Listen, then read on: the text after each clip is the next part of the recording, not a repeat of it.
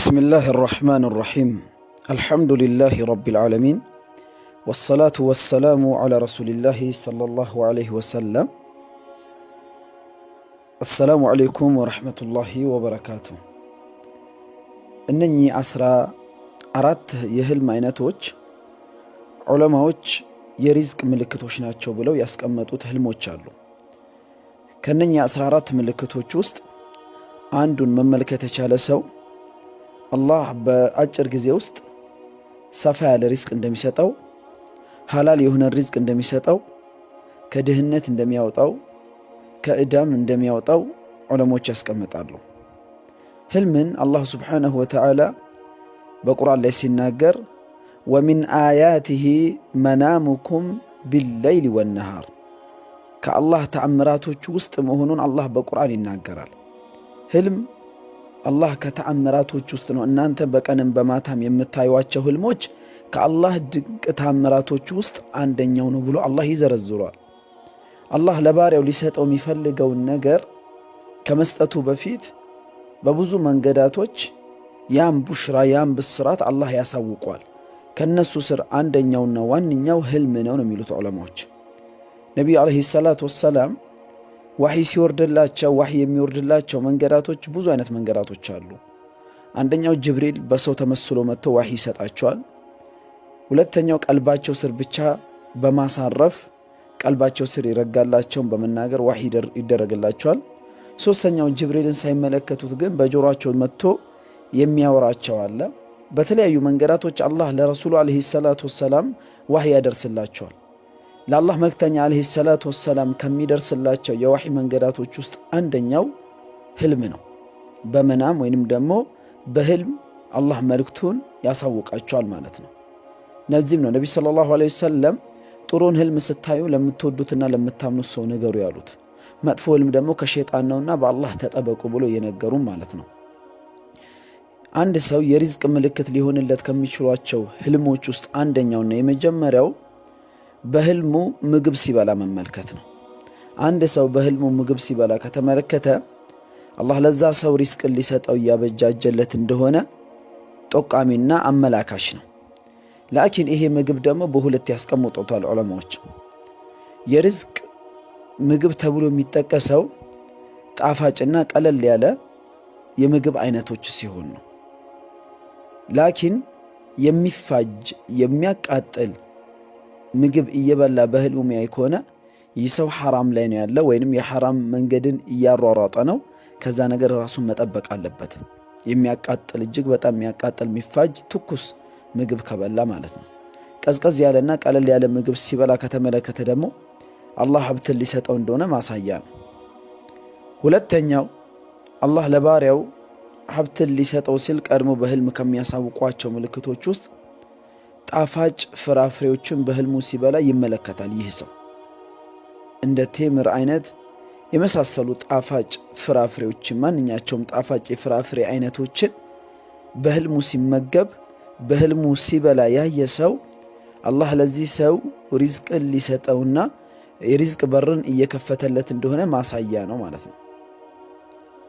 ሶስተኛው አንድ ሰው በህልሙ ሙዝ ሲመገብ ወይንም ደግሞ ሙዝ ሲበላ ካየ ሙዙን ራሱ ገዝቶ ሊሆን ይችላል፣ ወይ በሐዲያ በስጦታ መልክ ተሰጥቶት ሊሆን ይችላል፣ ወይም ደግሞ ሲበላ ብቻ በህልሙ ሊመለከት ይችላል።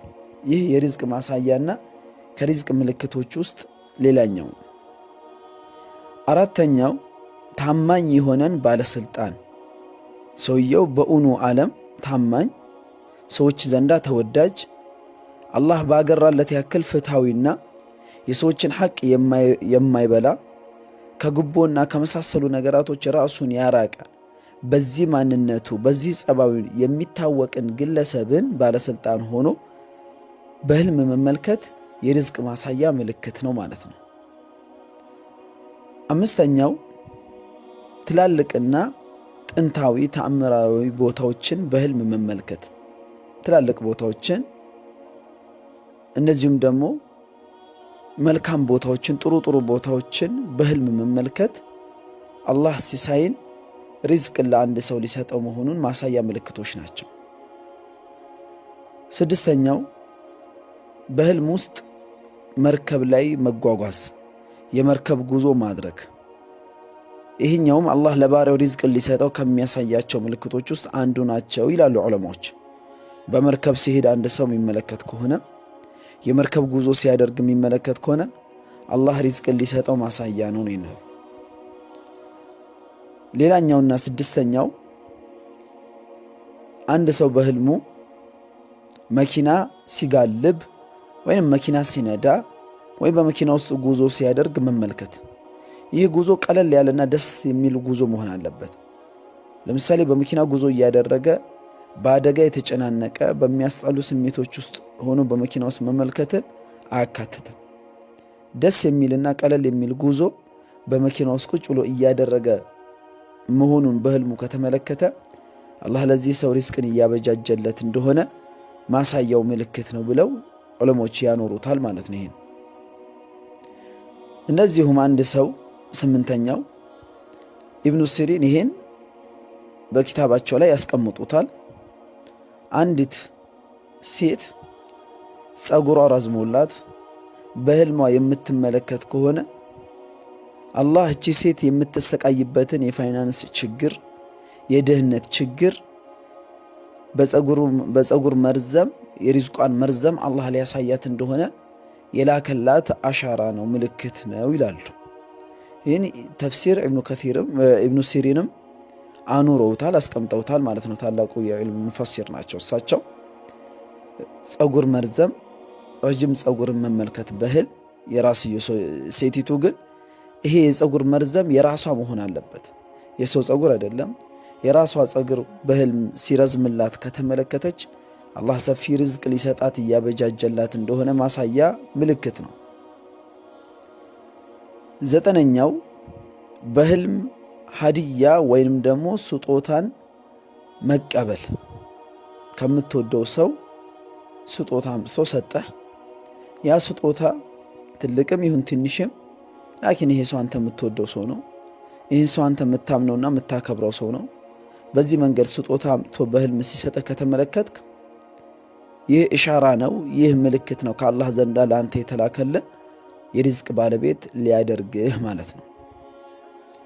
አስረኛው በህልም ቁርአንን መያዝ። ሰውየው በህልሙ ቁርአን በእጁ ይዞ የሚያይ ከሆነ እንዲሁም የቁርአን ስጦታ ሲሰጠው በህልሙ የሚመለከት ከሆነ አላህ ሐላልን ሪዝቅ፣ ሰፊን ሪዝቅ፣ ከድህነት የሚወጣበትን ሪዝቅ አላህ እየሰጠውና ሊሰጠው እያበጃጀው እንደሆነ ማሳያ ምልክቶች ናቸው። 11ኛው በህልም ደስ የሚልና ቀለል የሚል ጣፋጭ ዝናብን በህልም መመልከት። አላህ ዝናብን ወይንም ውሃን በሁለት አይነት መንገድ ይጠቀመዋል። አንድ ለባሮቹ ሪዝቅን ስሳይን፣ ሁለት ደግሞ ለተቆጣባቸው ሰዎች ማጥፊያ መንገድንም አላህ አድርጎታል። በህልም ቀለል የሚልና ደስ የሚል ዝናብን መመልከት፣ በዝናብ ውስጥ መሄድ፣ ቀለል የሚልና ደስ የሚል ዝናብ ውስጥ እንቅስቃሴዎችን ማድረግ ወይንም ደግሞ ዝናብ ብቻ ሲዘንብ በህልም ማየት ከሪዝቅ ማሳያ ምልክቶች ውስጥ ሌላኛው ምልክት ነው ማለት ነው። 12ኛው አንድ ሰው በህልሙ ንጹህ ውሃ ሲጠጣ መመልከት። በህልሙ ደፍራሳ የደፈረሰ ውሃ፣ ቆሻሻ ውሃ ሲጠጣ የሚመለከት ከሆነ ይህ ሰው ሐራም ውስጥ ተዘፍቋል፣ ከዛ ሐራም ራሱን ሊያጸዳ ይገባል። ይህ ምልክቱ ነው፣ ኢሻራው ነው። የደፈረሰ ውሃ፣ ቆሻሻ ውሃ አንድ ሰው በህልሙ ሲጠጣ ካየ ከዛ ነገር ራሱን ሊያጸዳ ራሱን ሊያርቅ ይገባል። ላኪን በህልሙ ንጹህ ውሃ፣ ደስ የሚል ቀዝቀዝ ያለ ንጹህ የሆነን ውሃ በህልሙ መጠጣት የርዝቅ ማሳያ ምልክቶች ውስጥ ሌላኛው ምልክት ነው ማለት ነው።